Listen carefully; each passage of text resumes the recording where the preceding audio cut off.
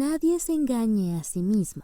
Si alguno entre vosotros se cree sabio en este siglo, hágase ignorante para que llegue a ser sabio, porque la sabiduría de este mundo es insensatez para con Dios, pues escrito está: Él prende a los sabios en la astucia de ellos. Y otra vez, el Señor conoce los pensamientos de los sabios, que son vanos. Primera de Corintios 3, del 18 al 20. El capítulo número 34 del libro de Job es la continuación del discurso de Eliú, un joven que se presenta a sí mismo como un oyente que, cansado de la falta de respuesta de los acompañantes de Job, decide exponer su propia sabiduría, repitiendo un discurso que resulta familiar. Versículos del 5 al 9. Porque Job ha dicho: yo soy justo, y Dios me ha quitado mi derecho. ¿He de mentir yo contra mi razón? Dolorosa es mi herida sin haber hecho yo transgresión. ¿Qué hombre hay como Job, que bebe el escarnio como agua, y va en compañía con los que hacen iniquidad, y anda con los hombres malos? Porque ha dicho: de nada servirá al hombre el conformar su voluntad a Dios. La primera parte de su discurso es una nueva forma de afirmar que su juicio es correcto, pero lo hace de una manera maliciosa, pues toma fragmentos o ideas dichas por Job anteriormente y las vuelve en su contra, mientras les da un sentido diferente al original. Es como si a través de verdades dichas a medias quisiera probar que sus palabras son dignas de ser escuchadas y que sus razonamientos acerca de Dios son completos y mucho más altos que los de un hombre que parece acusar a Dios. Si bien es cierto que las palabras de Job no han sido especialmente escogidas, la Biblia misma dice que no había pecado con sus palabras. Su agonía le hace hablar acerca de su inocencia y de la manera en la que los malvados parecen prosperar. Pero aún en medio de ese dolor, se encontraba lejos de juzgar a Dios con sus palabras. Y de una manera irónica, a través de todo este capítulo, Eliú reprende a Job por buscar juzgar a un Dios de justicia, y al mismo tiempo se empeña en defender a ese mismo Dios, que por supuesto tampoco necesita ser justificado. A partir de este fragmento, Eliú no dice más que verdades acerca de Dios, lo que pone en contraste la actitud que ha tenido durante 2 capítulos. Para comenzar, es importante entender la peligrosidad de las ideas que comparte con Elifaz, quien anteriormente ha intentado convencer a Job mediante lo que hoy podríamos llamar un evangelio de recompensas. En textos como Salmos 62:12, tuya, oh Señor, es la misericordia, porque tú pagas a cada uno conforme a su obra. Romanos 2:6, que dice: el cual pagará a cada uno conforme a sus obras.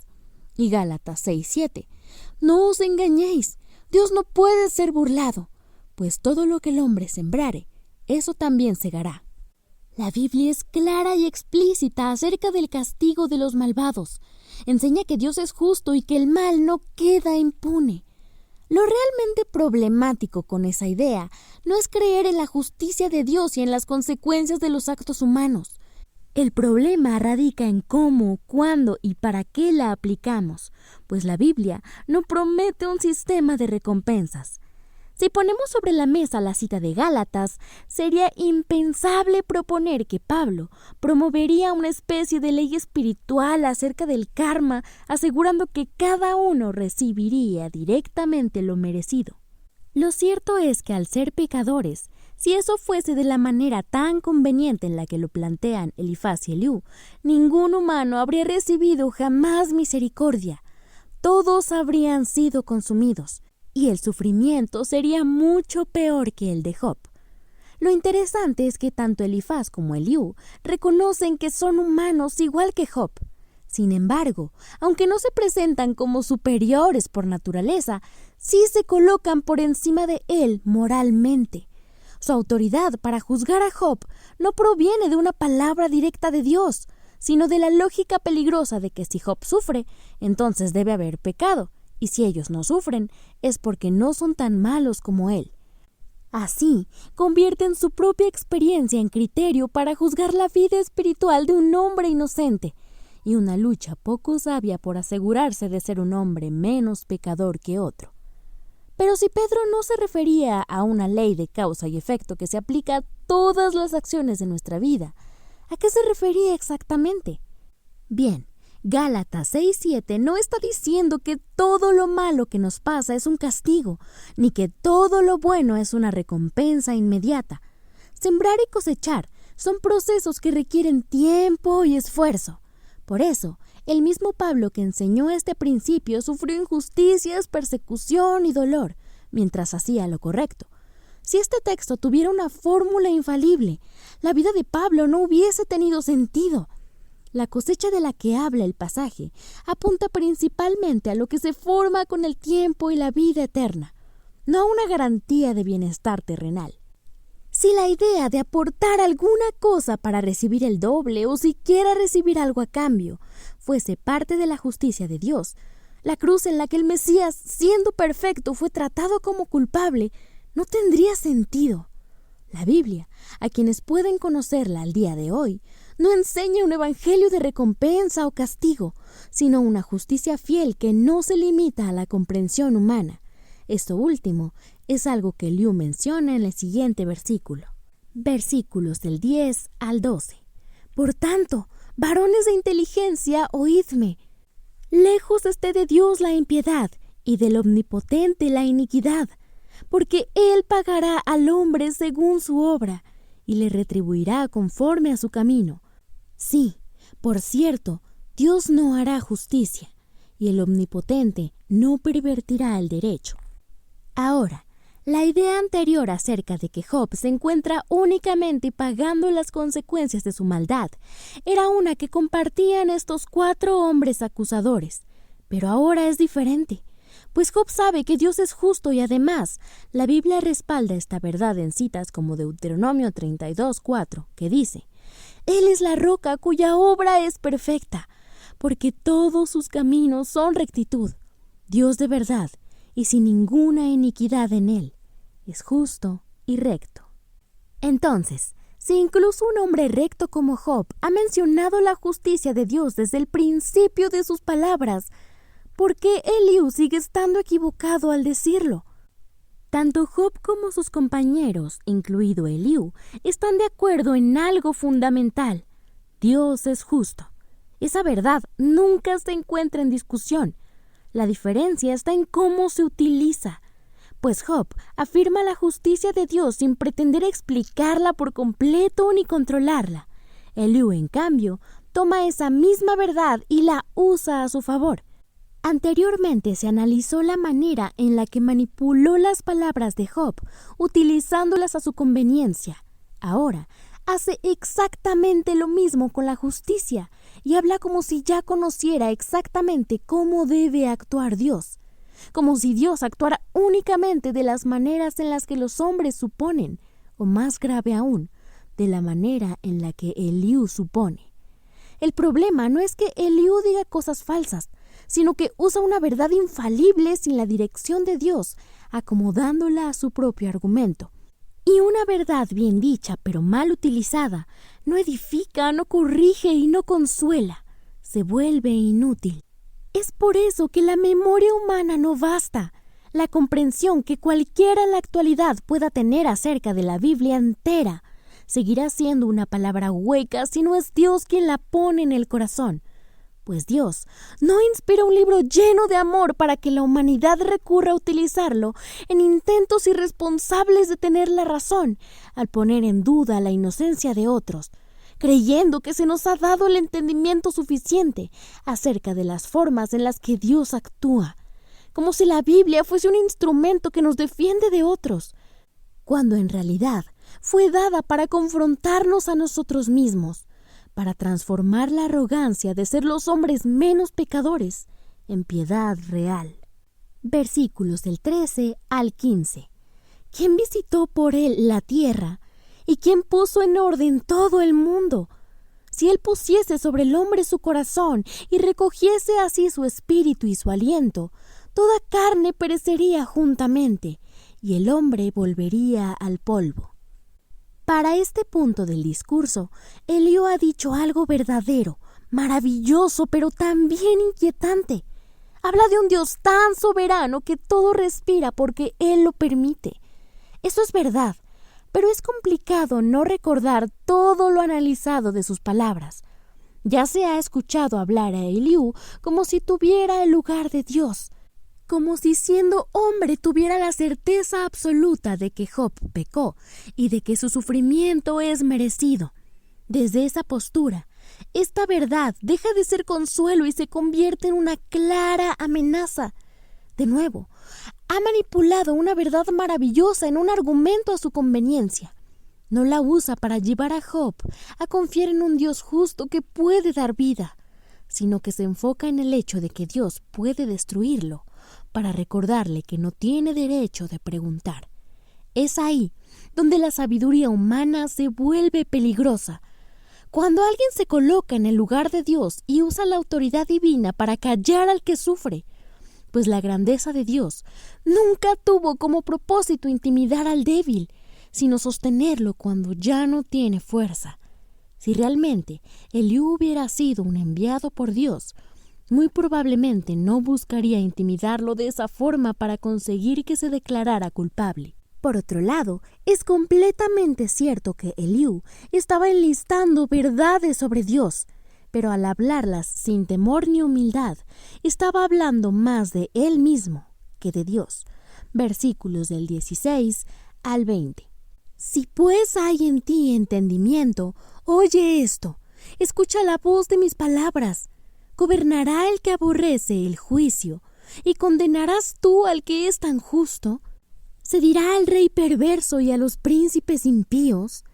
Cuánto menos a aquel que no hace acepción de personas, de príncipes, ni respeta más al rico que al pobre, porque todos son obra de sus manos.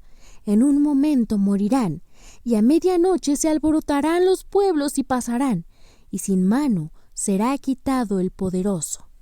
De nuevo, Eliú habla acerca de la perfecta justicia de Dios. Lo que anteriormente había sido tan solo una sospecha de pecado, se convirtió en una acusación directa. Lo que Eliú intenta hacerle entender a Job es que ahora no posee nada, pero incluso si siguiera siendo un hombre rico, poderoso y respetado por todos, seguiría siendo castigado por haber condenado a Dios con sus palabras. Este seguía siendo un discurso injusto y adaptado a las creencias de Eliú. En los versículos del 21 al 30, intenta explicar con más detalle lo que, según él, está ocurriendo con Job. Comienza afirmando una verdad incuestionable. Nada puede ocultarse de los ojos de Dios.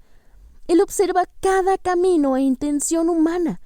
Afirma también que incluso los hombres fuertes, hombres como Job, pueden ser derribados públicamente cuando se apartan de Dios. Pero a partir de ahí, su narrativa da un giro peligroso, pues insinúa que Job, quien antes era fuerte en muchos aspectos, ahora ha sido derribado de manera pública. Sugiere que si Job no puede encontrar a Dios en medio de su angustia, es porque Dios le ha escondido el rostro, porque en su mente así funcionaba la justicia. Dios da la espalda a los malos y da calma a los buenos, y que si fuera realmente justo, tendría paz. Pero como no la tiene, Eliú concluye que algo está mal en él. Para este joven es evidente todo lo ocurrido. Señala a Job como un hombre vil que condenó a Dios, pero que en justicia estaba siendo también condenado. De una forma realmente curiosa, Job no estaba siendo condenado por Dios, estaba siendo condenado por sus acompañantes, y a su vez, ellos estaban siendo arrastrados sin saberlo por sus propias acusaciones. Bien, durante todo este análisis se han utilizado citas bíblicas que sustentan cada uno de los puntos mencionados. Entonces, sería lógico que para sustentar la idea de Eliú acerca de que Job estaba siendo castigado públicamente por un pecado oculto, se hiciera uso de Mateo 6:4 cuando dice: «Para que sea tu limosna en secreto, y tu Padre que ve en lo secreto te recompensará en público». Pero en ese caso, estaríamos cayendo exactamente en el mismo error de Eliú, utilizando verdades bíblicas para defender argumentos para los que no fueron escritas. Entonces, es preciso explicar que, en efecto, Eliú ve el dolor público de Job y asume un pecado oculto. Pero Jesús ve la obediencia oculta y llama a no vivir para el aplauso público. Parecen ideas similares, pero van en direcciones completamente opuestas, pues Jesús no está diciendo que Dios va a sacar pecados escondidos a la luz para que el mundo pueda juzgarlos. Se refiere a que Dios conoce las motivaciones reales detrás de las ofrendas, el ayuno y la oración, y eso está muy lejos de ser un castigo hacia Job. Este último es otro ejemplo claro de que el contexto en el que fueron inspirados los libros de la Biblia es importante para entender el mensaje que realmente se deseaba transmitir y no caer en el error de interpretar la palabra de Dios con ligereza e irresponsabilidad. Versículos del 34 al 37. Los hombres inteligentes dirán conmigo, y el hombre sabio que me oiga, que Job no habla con sabiduría, y que sus palabras no son con entendimiento. Deseo yo que Job sea probado ampliamente, a causa de sus respuestas semejantes a las de los hombres inicuos, porque a su pecado añadió rebeldía, bate palmas contra nosotros, y contra Dios multiplica sus palabras. Después de dar una poco humilde opinión acerca de cómo creía correcto que hubiesen sido las palabras de Job, Eliú procede a proteger sus comentarios. Si él posee sabiduría de Dios, cualquiera que fuese inteligente estaría de acuerdo con que Job no tenía entendimiento. Dios le había dado aliento de vida, pero no le había dado entendimiento porque estaba escondiendo su rostro de él. Sin embargo, el texto no menciona que Dios haya retirado a Job su entendimiento. El lector es consciente de que Job no está siendo castigado y que todas las suposiciones de estos hombres son su propia y vana sabiduría. Es cierto que ninguno de estos hombres se encuentra en lo correcto. Además, Eliú cierra este capítulo con un golpe fuerte hacia Job. Una vez que le arrebata toda posibilidad de que alguien pueda dudar de su inocencia, desea con descaro verlo, no muerto, sino probado ampliamente. No esperaba verlo sepultado, sino que deseaba verlo ser mucho más castigado. Como si todo el sufrimiento que había transitado no fuese suficiente. Tras esta frase se encuentra una crueldad fría. Eliú podía ver las llagas de Job que posiblemente sangraban, el dolor de su rostro irreconocible. Se encontraba desamparado y en un estado deplorable. Es impensable que un hombre, por más sabio y justo que sea, pueda desear ver destruido a otro, utilizando una falsa autoridad y suposiciones sin fundamento. Eliú no se encontraba lleno de palabras de aliento, sino de una condenación inhumana. Se encontraba lleno de arrogancia y coraje. Su discurso revela a alguien más preocupado por defender una idea propia que por amar a un ser humano que se encuentra reducido a cenizas y cuyo llanto debe ser desgarrador. Esto nos lleva a una pregunta dolorosa pero necesaria. ¿Qué clase de corazón observa el dolor y pide destrucción? Eliú habla como si entendiera los misterios de Dios, pero observa el dolor de Job sin una sola muestra de compasión. Tiene un discurso preparado y argumentos medianamente ciertos, pero no tiene amor. Y la Escritura es clara al respecto. Sin amor, el hombre no es sabio, justo o portavoz de Dios. Es solo una voz hueca usando el nombre de Dios para justificar su propia dureza, su propio juicio inhumano. Y si bien es cierto que Dios es justo, también queda claro que es infinitamente misericordioso.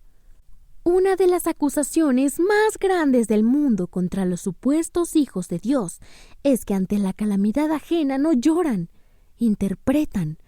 Hablan como si el dolor fuera una lección merecida y como si seguir a Dios fuera sinónimo de superioridad moral y no de una mayor responsabilidad de amar absolutamente todos.